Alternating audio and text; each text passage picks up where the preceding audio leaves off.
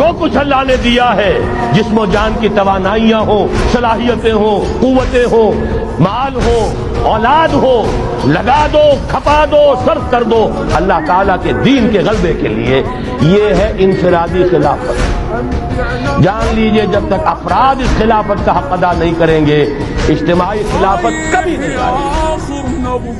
آرزویں کرتے رہیے، لیس بامانیکم ولا امانی اہل الکتاب، نہ تمہاری خواہشوں سے کچھ ہوگا نہ اہل کتاب کی خواہشوں سے ہوگا۔ انہوں نے بھی کیا ہے تو بڑے پاپڑ بیل کر کیا ہے جو کچھ کیا ہے، اور تمہیں بھی کرنا ہوگا تو بڑی طاقت صرف کر کے اور محنت کر کے قربانیاں دے کر کرنا ہوگا۔ یہ محض دعاؤں سے بھی نہیں ہو سکتا، دعائیں منہ پر دے ماری جاتی ہیں۔ جو کچھ کر سکتے ہو کر گزرو، پھر دعا مانگو، دعا قبول ہوگی۔ اگر یہ نہیں ہے تو دعا منہ پر دے ماری جاتی ہے۔